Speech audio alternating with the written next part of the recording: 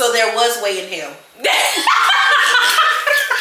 We not thinking, okay, I just got my first little boyfriend. You know, yeah, we done messed around maybe once or twice, but I ain't getting pregnant. And me just not having morals, period. I don't think I would be the person that I am today if I didn't have my child.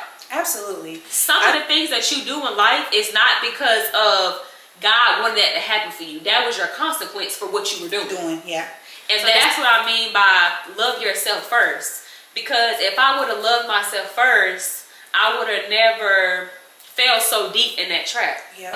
Like, you know, mothers, we always gonna be riding down for our kids. But we need to start having that same energy for ourselves as well. Because we mean just as much. Yep. So many reasons where I want for you, my love. Now you I want to retire with my love. See what you need, Hey girl, hey. Welcome back to the podcast video, Bookie. The podcast is called Breaking Generational Curses, if you don't know. Before we get into it, make sure you like, comment, and subscribe to the channel, honey. If you're new to the channel, what? Oh, she got me nervous. Oh my gosh. Like I said, if you are new to the channel, new to the podcast, new to the vibes, honey. Welcome. Welcome, honey. We don't bite, so let's go. Come on. Turn the notifications on because the next time I post, you need to be notified. You need to be coming on, joining in. And for all my girlies who always come back time and time again, girl, I love you. You know what you saying, okay? Period. So anyway, I have my guest. I got my girl Mo. Y'all done met her before. Not on the podcast, but y'all done met her on the vlogs. So y'all know who my girl is. This is my good friend Mo, and this the podcast guest for today. You gonna introduce yourself? Hi everybody. I'm Mo, for the ones that don't know. If y'all remember the Truth or Drink video that we did, Yeah, go back This and is watch Mo. it if you haven't Yes. seen it. It's on there. exactly. But yes, y'all, I'm here in the flesh. Blessed to be here. Yes, ma'am. All right, we had a quick little intermission. I thought it would be too cute to do the little podcast with some cute little wine glasses. Y'all know I'm extra, so cheers. Okay, so now we can get into it. Let's get into okay, it. period. So as y'all see, the title of the video is, it's a lot more than what it looks like. And if y'all watched my last vlog, which y'all probably should have seen by now, we just came from church. That's what the preacher that was preaching today, basically that was her sermon. That was her whole overall goal. And it's crazy because that ties in well with what we're going through in life now, and it ties in well with this podcast, like the topic that we're going to talk about today. So anyways, look at God, okay? But let's go ahead and get into it. Stop talking. Sip, y'all got your cups. How you gonna say stop talking, but we about to do a whole bunch of talking. Exactly. Y'all got your cups, hunty. Get y'all little cup and take y'all little sip with us. Period. Even though we only got eliminated here, but I don't have no wine. period. I know y'all probably looking like, okay, why is Mo here? I thought you said your grandma was gonna be on the next one. And Did you say your grandma was gonna be? You did say your grandma was gonna I did say our grandma was gonna be on the next one, but things have changed. And we got this special guest here, honey. The show still must go on, okay? The show still must go on. And I did want my grandmother to be on here. I wanted my mom to be on here as well. But I don't think that they're in the point of their lives at this time where they are comfortable with sharing their journey. Respectfully, Yeah. I don't think they're comfortable with sharing their journey. And I cannot be upset with them if they're not ready for that, just because God has blessed me to be healed enough to talk about this. Absolutely. And before I started this podcast, I was not in that space.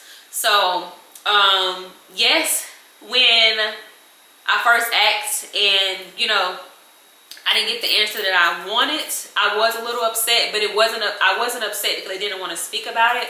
I was just a little more upset because I feel like while I'm going on this journey, it feels like a lonely journey, and I feel like I don't have my most intimate, close, personal family members here to help guide, lead, and support me at this particular time. But that's why God has me in this journey, so that I can pull myself out and make it about myself. This podcast was created for me to tell my story. This wasn't for me to tell everybody else's story. And yes, I did want to bring them on because if I'm talking about generational curses, it would just make sense for me to have the people, the generations before me to, you know, explain what happened to them, you know, before then and before then. But everything is not going to work out how we always wanted to work out. I think it's just not on your, it doesn't have to be on the timeline that we always expect. I think as humans, we automatically just jump into like, okay, I want to do this at this time and this and that. But when you include other people, you have to respect that they may not be on that same timeline. And or even see it fit for them in that time frame. So with that being said, I think that it's okay to keep going and just be ready when they're ready. Like, you know, because I think it'll come. I think it'll come. Yeah, exactly. So yeah, that's right. What we are going to talk about is, of course, like I said, my story. Because at the end of the day, this is my podcast that I wanted to create it to share my story. So my story is the most important. What happened before me doesn't, you know, it plays a part, but we're not going to worry about that. So going forward, I brought Mo so that she can ask me a couple questions and y'all can we can start to now paint the picture of my journey, you know, because as I stated, I created this so that you guys can get to know me more. I can tell my story, and then in the future I can have young girls, women, anybody in general be comfortable enough to send their trauma or just send questions in or whatever you guys want to talk about, and then I can help y'all go through it. So it's like y'all helping me heal, and I can, you know, eventually help you guys heal. So let's get into it with the first question. So my first question is, which if you don't already know, you had a baby at 12. And I just wonder, at 12 years old, how did you feel like when you first found out that you were pregnant? So when I first found out, now I don't know if y'all haven't watched the first episode, go back to it, but I could have sworn I explained that I found out at the doctor. So before I went to the doctor, I didn't know. So when they came in there, my first initial reaction was shock. What was wrong with you? Why did you go to the doctor? Just a yearly checkup. Me and all my siblings had went to the doctor that day. It was just a checkup. A yearly checkup. So you weren't sick? You didn't have I wasn't sick. I didn't have any symptoms, nothing. It was a yearly checkup. And they gave you a pregnancy test? No, they took urine sample. They took my blood and they took a urine sample. And I'm guessing since I was now at that preteen age, 12, that was the first time that I had ever been put in a room without my siblings. Right. So I'm guessing that's why, okay, you know, she's becoming a teenager. Let's go ahead and, you know, have her do a urine sample, And they probably weren't thinking nothing about it. I wasn't thinking nothing about it. So when they had me do the urine sample and they didn't have me do a blood test, just a urine sample. When they had me do the urine sample, I didn't think nothing of it because I didn't know that that's how you found out that she was pregnant. I didn't know none of this. So when she came back and she was like, well, yes, Miss Reed, basically, you know, congratulations, you're pregnant. Your urine sample came back positive. I didn't know what that meant. So that was like positive? For what? Yeah, I'm like, okay. And I guess she didn't see the shock when she said that. So she was like, you're pregnant. And I was like, hold up, what? Excuse me? No, babe. No, it has to be a lie. Somewhere up in there, you gotta be lying. Cause excuse me? And she was, you know, basically telling me that I was either gonna tell my mother or she was gonna tell my mother. But we had to figure it out before we left the doctor because they couldn't let me leave that day without informing my mother. Why? Because I was a minor. So I'm like, okay, well, you're gonna tell her. I'm not telling her a lie. You may lie to her, but I'm not lying. So my first initial reaction was shocked that they were lying. That I was shocked and that they were lying. Because there is no way in hell. Were you having sex? Yes. So there was way in hell.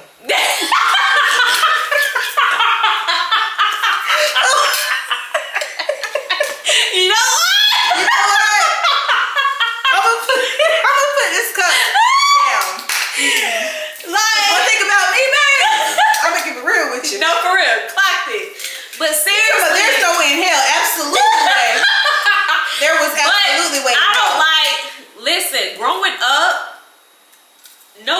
to me about sex. No one talks about intercourse, what can happen from doing intercourse. But you know what? None of That's that. the problem with our community. Because I feel like our parents, like I remember my mom telling me this story, and just really quick, because this is not about me. Yeah. But I just remember my mom telling me this story. My mom was 15 years old, and she had a friend who had gotten pregnant and had a baby. Yeah. And my mom was like, "Oh, the baby's so cute. I want a baby." My grandmother took her to the doctor the next day. Yeah. Like birth control immediately. My mom was 15. She wasn't even sexually active at the time. She didn't need birth control. Yeah. But I think that generations and generations and generations of especially black women, we don't have the strength to have that conversation. So we just do what we know, what we think is right. My grandmother thought, "Oh, you ain't having no baby at 15, birth control." Exactly. And I started my menstrual at 9. Me too. I was pretty started young. my menstrual when I was very young. So going back, I feel like, and then y'all know, my mama had me at 12 as well. I don't know if you knew that. Mama had me at 12 as well. So I just feel as though you going through that situation, like, I should have been prepared. I should have known something. And, you know, back in the day, us being young, like, yeah, we may have had a boyfriend, because, like, Jamari's dad, that was my first boyfriend, first everything. And I didn't know, okay, us messing around a couple times was going to get me pregnant, because I went in the streets. My mama did not play that. She was very strict. She didn't allow me to just go out and, like them parents that let your boyfriends come over, spend the night. Right. I had to sneak and do every single thing. So it's just like, I should have been told something. But at the end of the day, back then, hold on, I just lost my train of thought. I just think you just really didn't have the knowledge like you needed, right? Or even like the fear, because I had fear put into me. I think that my mom put a certain fear in me, like, you know, if you do this, this is what's gonna happen, or this is what can happen. So I knew right off bat, like, I ain't. And that's what brought my train of thought back. The fear. I'm thinking back in the day, we thinking, oh, we ain't them fast little girls that be out here just doing and everything. Them was the ones that had kids. We not thinking, okay, I just got my first little boyfriend. You know, yeah, we done messed around maybe once or twice, but I ain't getting pregnant. But that was my situation. We had literally just met, hadn't even did it nothing but literally one handful of times, and I popped up pregnant. How many times? A handful. A handful. Like, everything happened. One handful. That's enough. That is enough. One time. But I'm saying, like, the way that our minds thought back then, I'm thinking that could never happen to me. I don't be out there in them streets just dibbling dabbling with all the little boys, and I'm fast and I'm But you don't have to do that. But you don't have to do that. I know that now. But back then, I did not know that. So my mind was not conditioned like, Laniyah, you're doing it. This is the possibility of you doing it unprotected. And this could be the result of that. Right. But I'm not thinking that way. So fast forward, like I said, back to the doctor when they first told me, I was in complete shock and I was in denial.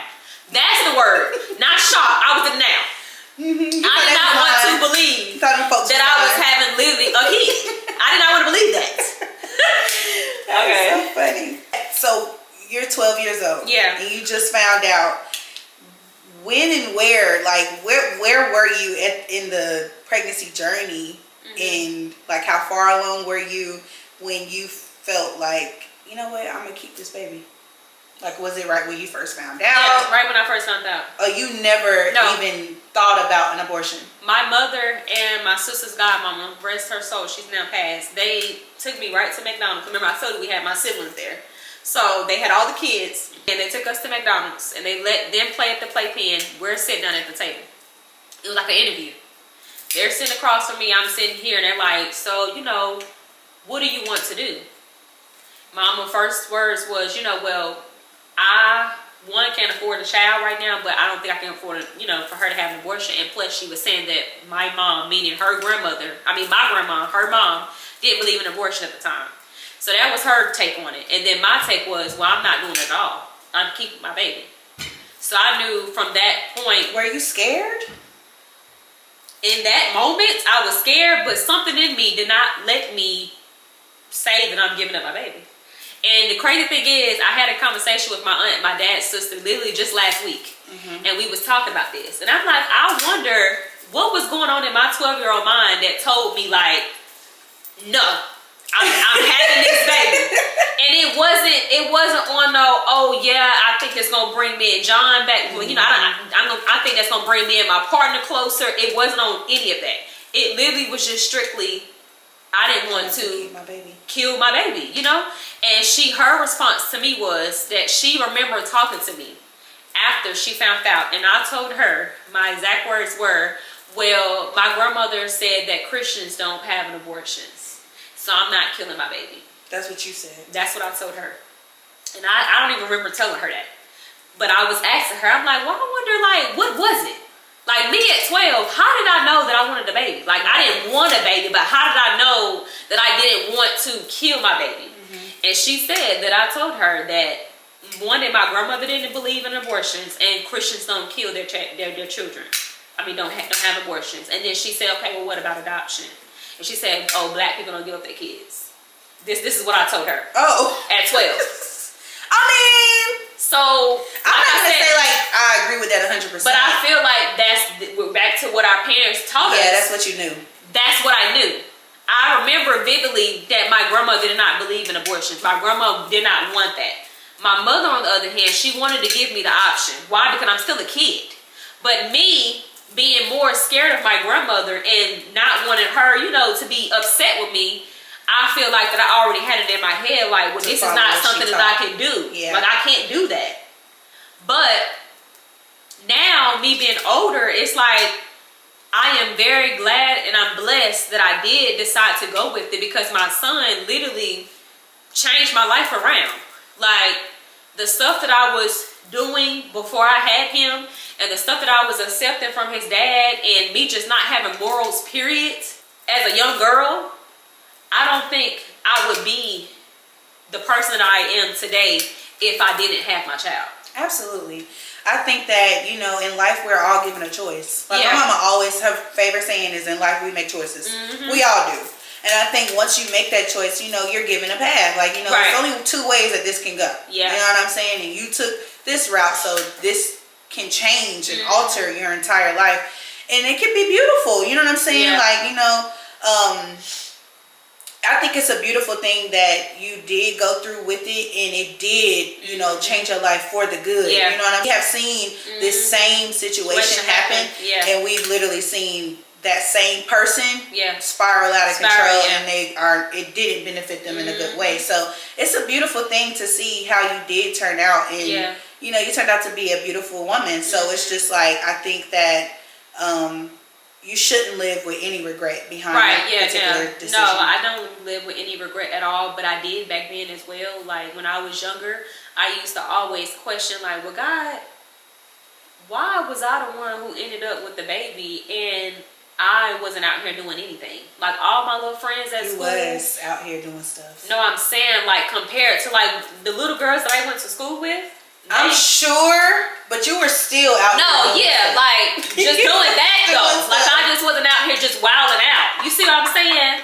Like, a lot of these parents, they let their kids do whatever. Their kids be out here. Their kids, like, the little girls I used to go to school with, they was doing it too. But they never the ones that popped up. That's true, because I had friends that were having sex at 12, but I was not having sex at 12. But their mothers was the main ones looking at me like I was crazy. But little do you know, your daughter is coming to school asking me what the pregnancy symptoms is, and, oh, how do you know if you're pregnant and stuff like that, while your mother is judging me. Right. But she's allowing you to go out and be with them little boys. She's allowed. I was going over. I had friends that could spend the night at their boyfriend's house. That's what I'm saying. So when I say, like, just out here doing stuff, that's what I mean. Like, because I was out here doing stuff too.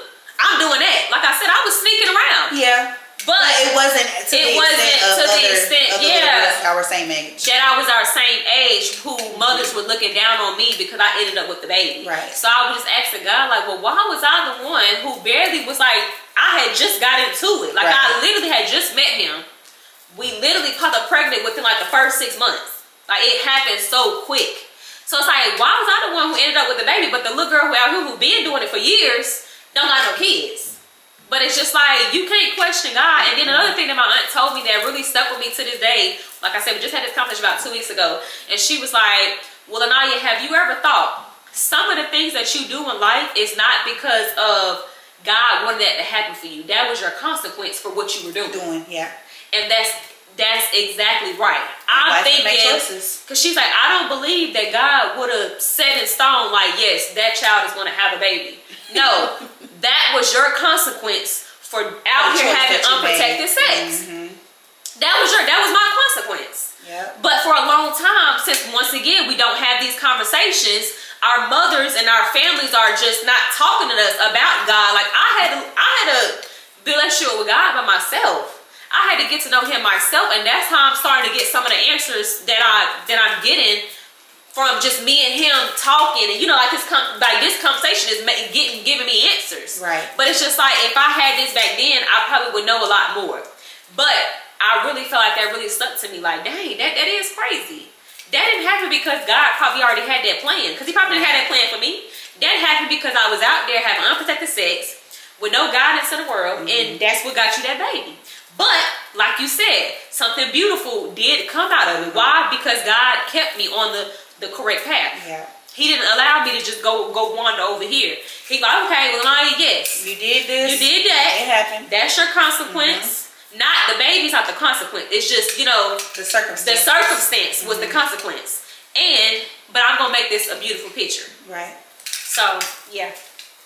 Okay. And honestly, like, I can only imagine like being 12 years old, Right. and having to make that kind of a dope decision. No, 'Cause, seriously. that Right. was a really, really big decision to make at such a young age. Yeah. And I remember being 12, and my hardest decision was probably like, am I gonna wear the purple beads Right. with the bangles, or am I, what I'm saying? Like, are we going skating or to the movies this weekend? Yeah. So I feel like having to make such an adult decision at such a young age, I think that it matured you really fast. And I think that having God on the path with you as you're maturing and becoming a woman, as you're a mother as well, I think that all of that kind of ties into it's a lot more than what it looks like. But I feel as though that I was kind of already more mature than my age at that time, because I was already a mother before I even had my son. Right, because like, you were the oldest. I was the oldest. I was siblings. always a mother figure. I never had a childhood for real, like to actually be a child, because I always had to help my mom. So do you feel like, just to piggyback off of that, do you feel like that kind of not really forced you, but do you feel like you kind of jumped right into motherhood because you had already for sure. Yeah. So my mama didn't have that to could kind of answer your question of why you were so adamant about keeping your baby, I guess. That's true. Because I didn't have to be taught how to change a diaper, how to wake up my baby in the middle of the night. My mama never taught me that. Like, it just came natural to me. You were already doing that with your other siblings? No, like not waking up in the middle of the night, but like changing diapers, fixing bottles, like that was already I've already had been doing it. Right. But as far the only thing that I would say that was kind of new that I was getting used to was the waking up in the middle of the night, waking up every 2 hours, to feed him and stuff like that. That don't last that long. But that don't last that long. Like, our mama never had to watch my baby for me at nighttime. I literally, like, I don't know how to explain it. It just came natural. But like I said, I had literally 4 younger siblings. So I kind of already knew what to do, And that's another thing that my aunt was telling me as well. I lived with my aunt when I was 9. And she was saying, I never knew what was my reasoning for going down there to her house. Like, of course, I wanted to, because I love her. That's my favorite aunt. But I never knew, like, what triggered me getting down there. And she was basically just saying, like, that she asked my mother, can I come down there? Because she seen firsthand me basically being a second mother. And she wanted to give me an opportunity to actually be a child. Yeah. But she said by that time, I'm like 9 turning 10, I had already had like my motherly instincts and all of that. So it was kind of hard to turn it off, So, yeah. That makes a lot of sense. It does. It does. But she was like, of course, when I went back home And when she found out, she was kind of sad because she felt like, you know, if I was down there, it probably wouldn't have went that way. But I mean, everything happens for a reason, you know? Everything happens for a reason. Everything does. And, yeah. Okay. Well, now that you are, what's your age? 25. 25. What would you tell your 12-year-old self now that you've experienced so much more in life? Wow. What would I tell my 12-year-old self? I would tell her to love yourself first. And this is the 12-year-old self before you got pregnant. Yeah. Okay. Yeah, I would for sure tell her to love yourself first. And that's a good one. That makes you think. Oh my God. If I could go back in time and talk to the younger me. The younger you. Oh my God. Because I just feel like the younger me, I was just trying to find love, you know? So Were you? I feel like I was. Why were you trying to find love? From a like, man or not, from just not period? like period. Like not like physical love. Like I'm just But saying, I'm saying like love, like you lacked something. Yeah. You felt that way. Do you feel like your family could have shown up differently? For one, I didn't have my dad, so I feel like it's very hard on young girls not having their dad. Absolutely. And I feel like that kind of played in a role of me following behind this little boy. Yeah. Because it's like I don't have a father figure. Yeah, you didn't even know what it really was supposed to look like. Yeah, I didn't know what it was supposed to look like. I didn't have a father figure. So it's like this little boy who swear he loves me, and I'm lusting. I'm thinking it's love at the time, but I'm literally lusting because like now I finally got the attention that I never had, you know? And it's like once little girls start going after that love that they feel like they are getting from a little boy that they probably didn't get, you know, from their father or whoever else in their life, it's like their minds just starts to, like their whole world revolves around this person. So that's what I mean by love yourself first. Because if I would have loved myself first, I would have never fell so deep in that trap. Yep.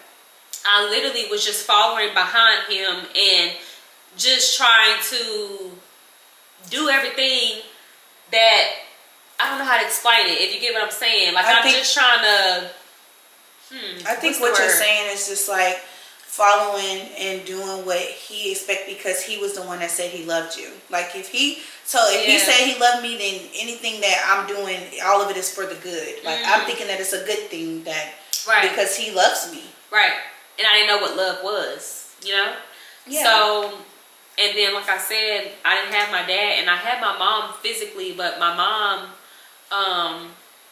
like I love yous and like hugs and kisses, like that wasn't a big thing in our household. So the first time that I'm getting like actual so-called love, I'm thinking it's love. It's like I don't know how to take that. So now it's like, okay, well yeah, let me just stick close to this person and, you know, do what he say and keep him close, even though he's treating me wrong, even though, you know, I'm now pregnant and he can't even, you know, help me with the baby, or and I got so many problems going on with all these different girls that I keep finding out about. I still feel like I love him. I still feel like this is the only person, you know, that's showing me that love at this moment. Right. And then when my son came into my life is when I finally put my foot down with him.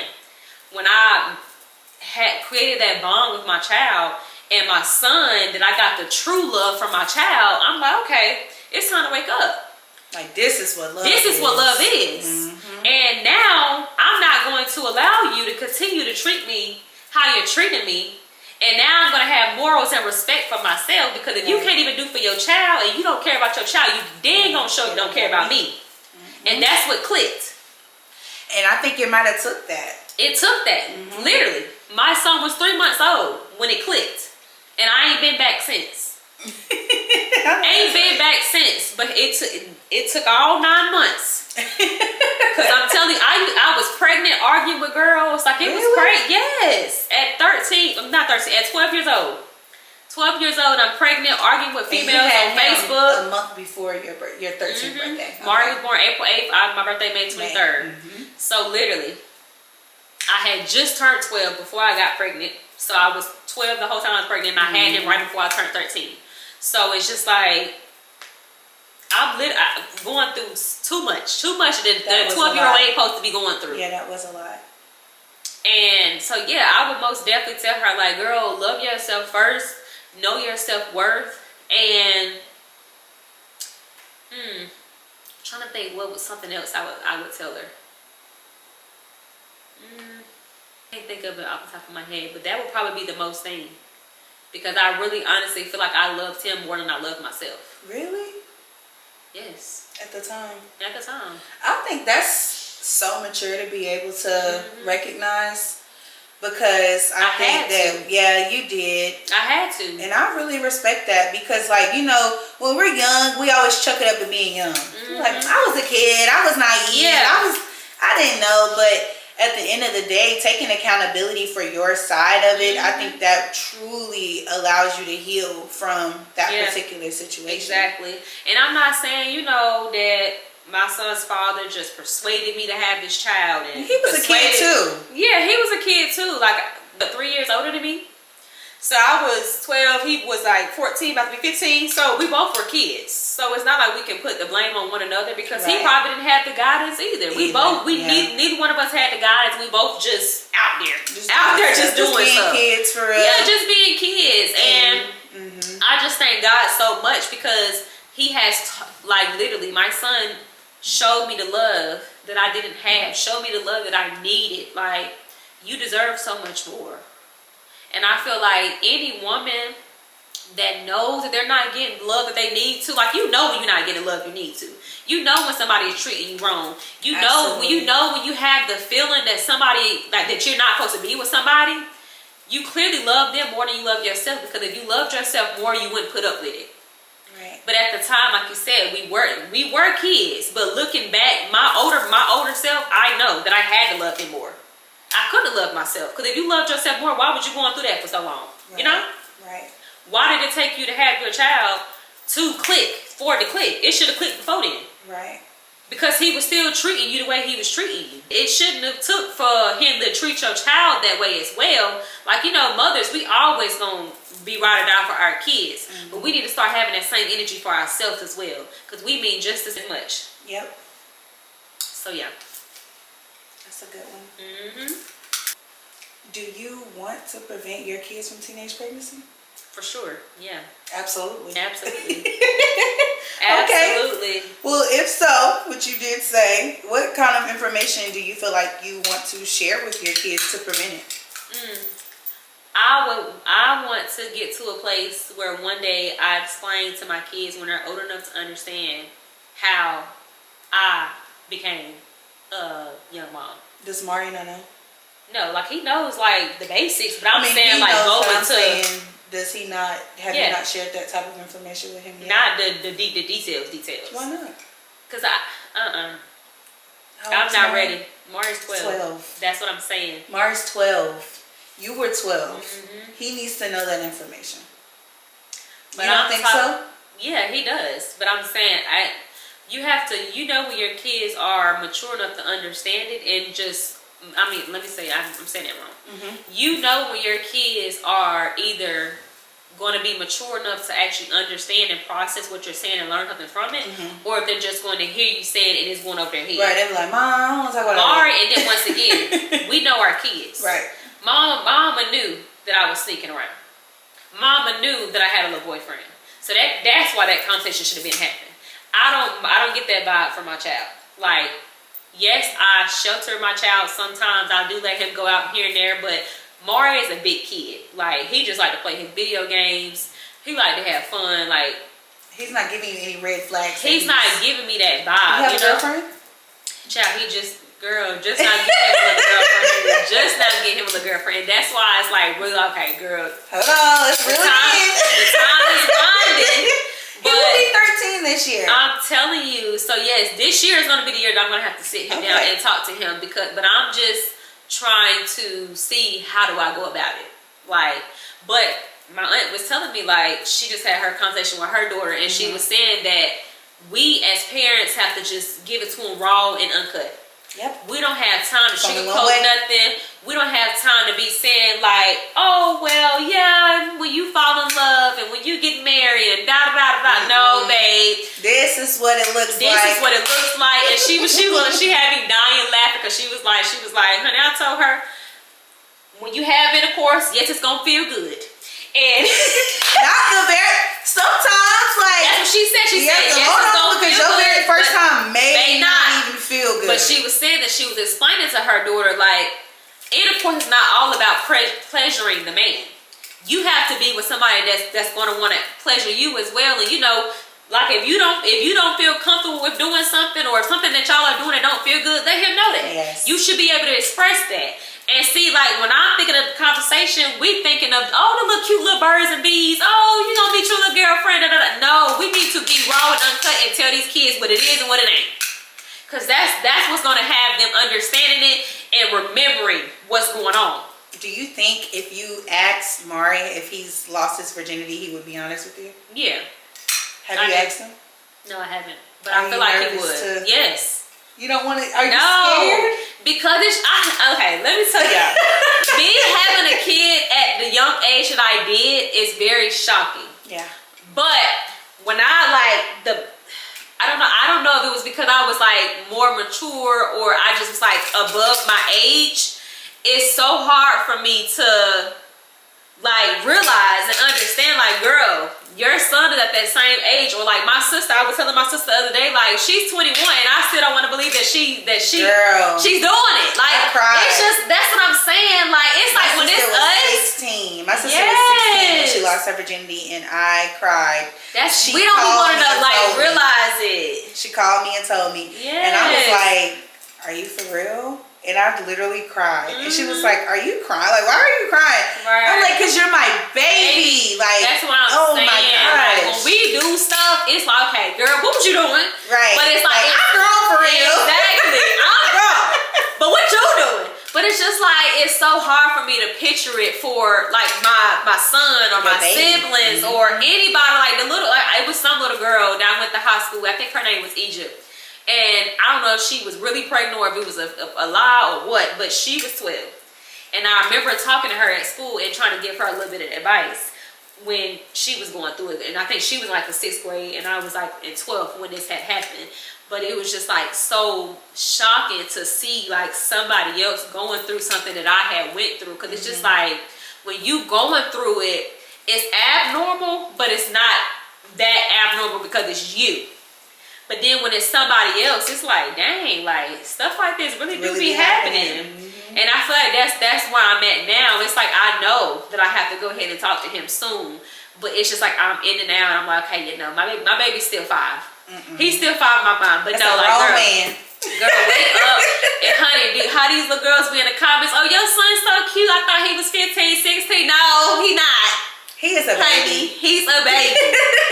But he is flourishing into a grown man. And before you know it, you're going to wake up and he is going to have his own family. Girl, don't. I know it. But it's reality. And it sucks. I've been thinking about it and I don't even have, like, y'all, I have no kids yet. I have a bonus baby. That's it. But I have no biological children. Yes. And I still be thinking about, like, I can't imagine, like, having a kid and then them growing up and being their own person. I can't imagine it. I was literally just crying like 2 Sundays ago because we had literally just prayed. And I'm like, hold up, my baby about to be 13 this year.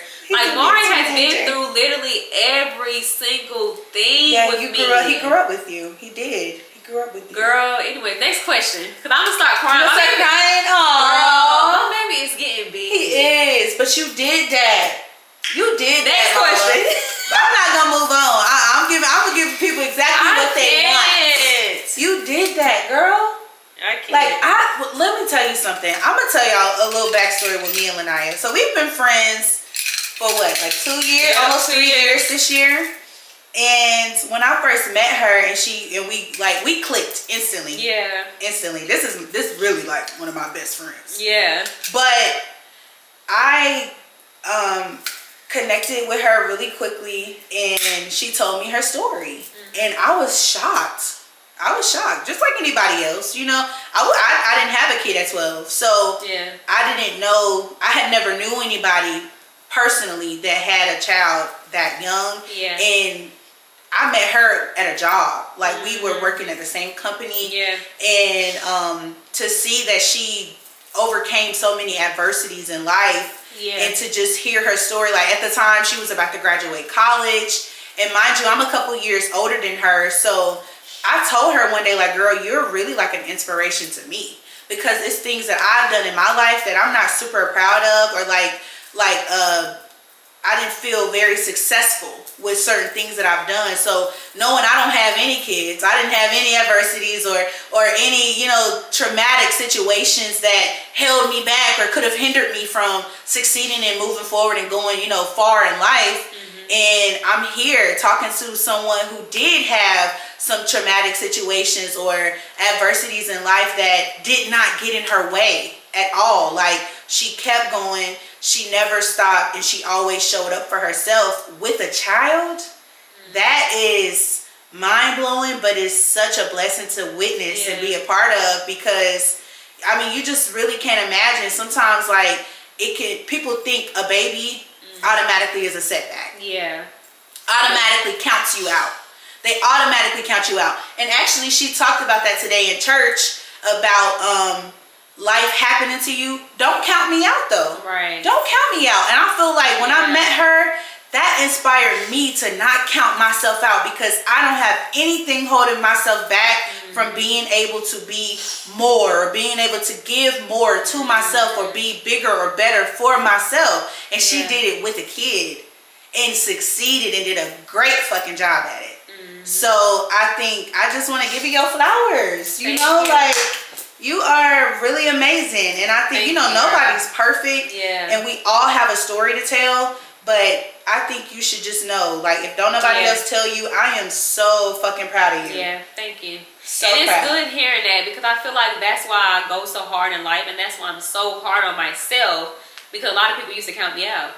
And I was one of them the biggest stereotypes. And, well, they thought I was going to be one of the biggest stereotypes. Not I was. They thought you was going to fall right in that category. They thought Everybody I was else. fall right in that category. So it's just like, I've always been so hard on myself, because it's just like, I have something to prove. Not because I care what people have to say, but I didn't want to be one of them statistics. So it's like, it's very hard for me to tell myself, like, girl, you done came a long way. You done actually did the damn thing, because just like, what else is there for me to do? I gotta do something else. I can't slack. Like, I don't want to give nobody no reason to have anything negative to say, but it's like, you done did enough. You done already showed them plenty of times 10, that, you know, you were going to overcome it. So it's like, now just get to the point where you don't have to prove anything to nobody. So I thank that, because you don't hear it often. A lot of times when you're doing good and stuff like that, not that I need to hear it, but you know, sometimes, you know, we do just want to, you know, hear, especially when we don't tell ourselves that you're doing a good job. Or if that's not enough, because sometimes it's not. Like, sometimes it does feel good coming from the people that mean the most to you, that they see you. You want to feel seen, especially from them specifically. Yes. So I do get that 100%. Yes. But I'm very, very proud of you. Keep going. Don't you ever let anything or anyone get in the way or stop you from anything. Literally, the sky is not the limit. Yes. I think you should just keep being who you are. Keep showing up for yourself. You're really doing this shit. Right. You're killing it. And one thing I can say too, I'm very thankful for Mo, because me and Mo are Geminis, if y'all don't know. We're literally like the same person. We are. And my ex-best friend was a Gemini as well. And it was like, when I lost that piece of me, that my person of me, God blessed me with her. And out of all this time where I've been feeling, you know, alone and haven't been able to have my family, she's always been there for me to call her and like vent, cry, whatever. We done cried together. Yes. She always is there. And it's like, it's good to have a friend that's, you know, knows God too, loves God just like you love God, but then got that little piece of crazy just like you as well, because it's like, you know, you're gonna tell me when I'm wrong. Absolutely. But then you're also gonna tell me when to right and vice versa. Like you need the type of people in your life. I don't need somebody in my life that's just gonna allow me to do wrong and then they just like, oh yeah, girl, no, you ain't wrong. No, like we're grown now, and I need somebody like that in my life because, like I said, sometimes like people don't want to go through life alone, you know? And yes, I have my man, but girl, we always need us a girl. We always like need us a girl. It's just girl talk. It's different. And it's real and it's raw, especially with us because we are the same and we connect on so many different levels. Yes. I think that easy, like I said, we connected instantly. So it's always been such an open floor for us to really just put it all out there and not judge each other. And also just feel really comfortable. Like I can feel comfortable to come to her and I know I be dead wrong. And she gonna tell me I'm dead wrong and I don't get mad at her for that. Like I appreciate that. I'll be like, you know what, you're right. But I don't want to hear that shit right now. For real. And they used to tell us at work too, like, y'all sure y'all ain't know? No, babe. We just met. Just like everybody else just met. Like, I'm sorry. Y'all just split. Like, y'all be hanging out without us. And but for real, like, it's just crazy. You would have think we've known each other for 10 years, but no, babe. It's only been 2, but honey, it feels like a lifetime. It does. And she ain't going nowhere. Exactly that, Tunti. No. Okay, what's the next one? Or was that it? I think that's all. Hold on. I think because we kind of answered some of the questions throughout the other. That's pretty much it. But I mean, well, you only talked about Mari. You didn't really talk about Lonnie. Oh, so yeah, back to that question. So with Lonnie, of course, it's gonna be different because she's a girl. So I feel like it's kind of gonna be easier for me to talk to Mari than it is Lonnie. Lonnie, I don't know. I feel like as a woman, I feel like, and I pray that God bless me with a boy and a girl. Like I want to have both sides of that. I really do. I've always wanted a boy and a girl. But I think being or having a girl and having that girl talk, especially because I want to have a close relationship with my child, just like you and Lonnie. Like you and Lonnie are literally, that's your broke best friend. Yes. But with that being said, the older she gets, you're going to continue to watch her flourish. I think that it may be a little bit easier coming from you because she's going to know that you experienced it. And see, she thinks so highly of you. You know what I'm saying? So I think she's ultimately going to respect anything you say. And I pray that that's how it goes. I pray every day that, you know, my kids, they don't just see me as, oh, mom. Like, I want my kids to be able to, you know, be comfortable enough to come to me. Like, Mari, like I said, the girlfriend that he ain't got a girlfriend. The little friend. You know, I'm going to say a little friend. They love that. My granddad, let me tell you something real quick. My granddad still says friend. My brother got married back in 22 before he had been with his girlfriend at the time for like 12 years. It was a long time. Like, at this point, she ain't just a friend. Papa, like, what the fuck? But he always called her my brother's little friend. Until they got married. Now she's elevated to wife. But he skipped girlfriend, fiance. He didn't give a fuck about none of that. That was your friend. I'm telling you, yes. That's his little friend. He texted me, I think it was the other day, the day that he came home with her name on it. I really just want you to meet her mom. I'm just like, shit, you get 10. But I don't want to shelter him. I don't want to be too strict because when you are strict on kids, that's when they start going out and going ballistic once they do have that chance.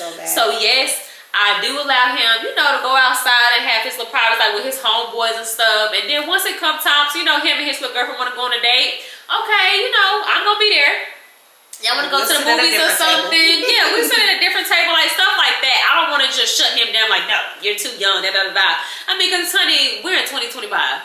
These kids going to do it behind their back. They going to do it. Or they going to do it. We did it. Yeah, we did. And that's that's the thing about kids, though. They don't realize we was once your age. I and done all the stuff you can think of. You can't get nothing past me. Oh, and that's, girl, I'm glad you just said that. Because that's another thing that I feel like is should have been not a red flag, but like it should have clicked in our mothers' heads. Absolutely. Like, if y'all knew that y'all was back in the day doing it at this, like, not doing it, but you know, just doing things in general. Right. At the same time. Especially because your mom had a child, had you at that age too. Exactly. So. If y'all knew that y'all y'all was back in the day doing stuff like that, then don't condemn your child for doing it once they get to that age. Just like, you know what? That did used to be me. So instead of me cussing her out right now, cussing him out right now for why you doing I'm gonna cuss you out first, but we're gonna have a conversation later, you know? Because sometimes you can't, you know, sometimes kids pissing you off, you can't really stop your reactions right then and there. So you make it a little cuss out right now. But then once everybody calm down, let's have like a real conversation. Let's talk about it. Instead of just having your child feeling bad, like they the only person in the world that done did something like this before, knowing that you was in that same place years ago. You did that before. You probably did worse. Exactly. So yeah, I really am gonna have to talk to him, child. And honey, I think it's just a beautiful thing to have an open space for your kids too. It is. To even feel comfortable. I think that our parents did not. Like, I will say, me and my mom have always been close. Like, super close. But I didn't get, like, bestie level with my mom until I was almost an adult. Yeah. Like, when I started to, you know, kind of venture off and do my own thing, my mama then, like, respected me differently. Like, it wasn't, you know, I was still her baby, but she saw me like I'm a woman too. Right. So we have deeper conversations now, and she opens up about so much things that I feel like I probably should have knew this about 10 years ago. 10 years ago, yeah. And I feel like that's how it always is, especially in our culture, like African American households. Like, it always like that, especially with black moms and black daughters. Like, it takes for us to move out the household and go off to college, or, you know, get our own place for that bond to come. Why can't that be created, you know, beforehand? So that's why, like, speaking of Long, when you were saying like how I'm gonna tell her, I'm gonna pray to God that we already had the relationship established, so that way it can come out genuinely. Like, it could just slide out. Like, it'll be just it won't make me feel so tense. Like, oh, how. Okay, y'all, my camera overheated, so we're gonna have to wrap this up, and my camera about to die. So anyway, long story short, I pray to God that I have that bond with my daughter, so that way it can come. Like, I'm not gonna feel tense about it. Like, and then I want her to be comfortable enough to tell me, like, well, Mom, girl, I done had my first little encounter. Yes. But like, I just wanted to be comfortable. I wanted to create that atmosphere, or whatever. But it's been like an hour, I feel like, so we're gonna stop this right here. I really hope that y'all enjoyed this episode. It's a lot more than what it looks like, baby. Yes. And the reason why we're saying that is because, like, me being 25-year-old Laniyah compared to 12-year-old Laniyah, people probably assumed that I was just some person because they were just looking outside in. Now that I have evolved into this grown woman, you guys can see, like, it's a lot more than what it looked like. Like, it wasn't just, you know, oh yeah, she was just out here fast and didn't have no guidance, and she was gonna turn, and the grandma was gonna be the baby, and no, it's a lot more. Yeah, it's a lot more than what it looks like. And I want us to stop doing it. I want us to stop judging people, because I do it all the time.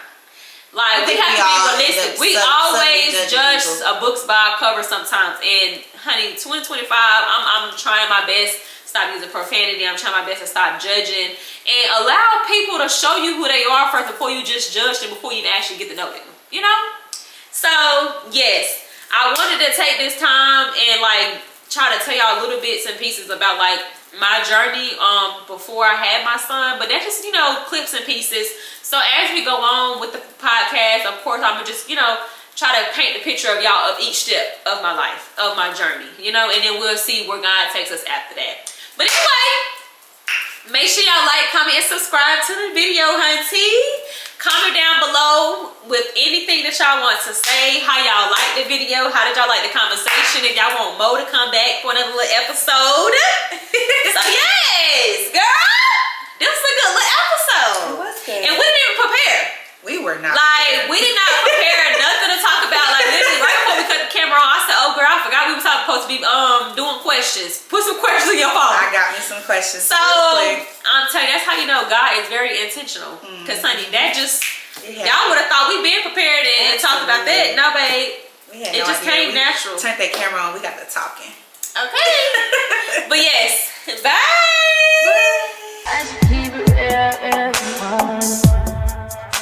High volume. Am I really that much?